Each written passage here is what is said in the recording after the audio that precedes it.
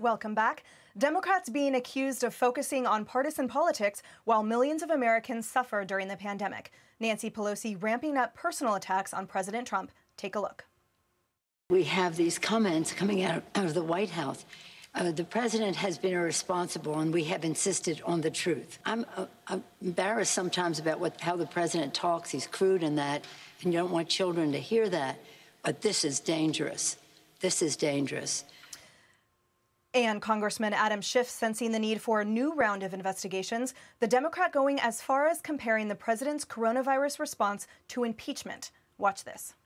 The strongest echo of what we were talking about during the trial was when he was earlier talking about how he didn't want to return the calls from governors. He didn't want his vice president to return calls from governors that weren't saying nice things about him. That was such a profound and disturbing echo of what he tried to do with Ukraine. So sadly, as we pointed out during the trial, a man with no moral compass will never find his way, and this president certainly hasn't. All right, Dana, I want to start with you. While so many are suffering economically, what is your perspective on Speaker Pelosi's anti-Trump messaging and what effect that might have on the election as we approach campaign season closer?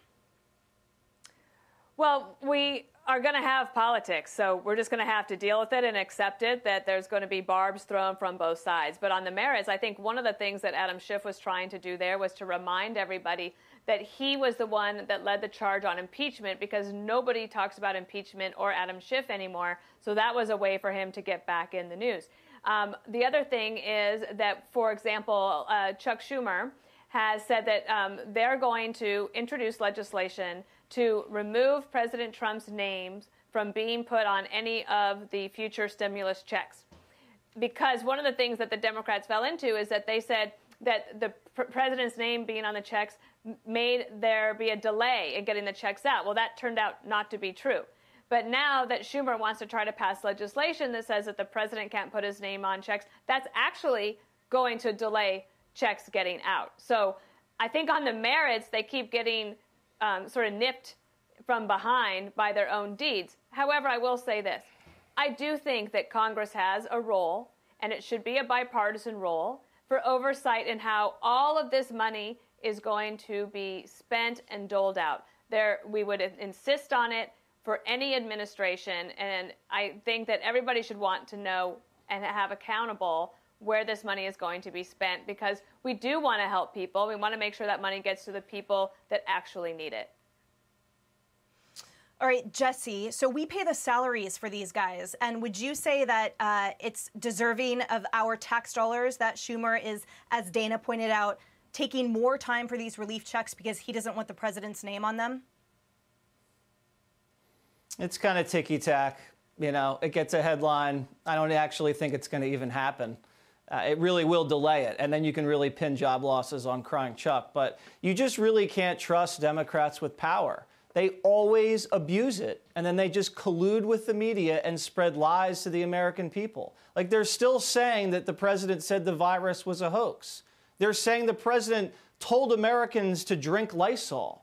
They're saying the president's going to delay the election. This stuff is crazy. It's like having children, and every kid is going to room to room to room in your house, making a mess, and you're just following them room to room and having to clean up after them all the time. And you can't get any work done because they never learn and they never listen. And that's what it's like dealing with the media. Is this happening at your house? They're just going to do it every single time. Perhaps it is. And perhaps that was me just kind of getting something off my chest. But in reality, it's what they do, and that's what they're going to do with these oversight committees. You're going to see them subpoena, leak, and lie, just like they did with Russia collusion. And we're going to have to then fact check it, and the administration's going to have to waste a lot of manpower, money, and time fixing all the mess. And how bad is it going to be compared to the last allegation, that he was a traitor? I mean, it can't be that bad. The best they're going to get is that money went to the Trump organization somehow, some way. And what they're going to do is they're going to find money that went to a guy that 10 years ago had a contract to mow the lawn at Bedminster. And they're going to jam up some splashy headline that makes it look like Trump got money. and then we're going to have to correct it, and then they're going to move on to the next room and make a mess there. All right, so Juan, for the bird's eye view perspective, as we've been talking about, 26 million Americans are now unemployed. How is this the action we need or effective leadership if people like Adam Schiff are going around saying they're going to launch an investigation into the coronavirus response? Well, I think there's inevitably going to be some kind of 9/11 style commission. But, you know, to me, when you have the Los Angeles Lakers getting money that's intended for small businesses. They're a billion-dollar enterprise, one of the most valuable sports enterprises in America, and they got money and they had to return it. Or you hear about, you know, Ruth Chris or Shake Shack, any of these big companies, about anybody who's tied in to Morgan Stanley and all the big banks getting preferential treatment. Or today hearing about people just looking for more help and the computer system breaks down. Gosh, if this was the Obama administration, there'd be lots of screaming and calls for accountability. And you'd say, that's right, we need accountability. We need government that really serves the people. So to me, that's not an issue. To me, it's about, at this point, what you're getting is the Trump administration having botched and been slow in so much of the response, looking for scapegoats. And so they point at people like, oh, let's go back to Adam Schiff. We don't like Adam Schiff. We feel like we defeated Adam Schiff. Adam Schiff wants attention. The fact is, they're trying to point the finger and distract people, I think, from their own failings. All right, Greg, what are your thoughts?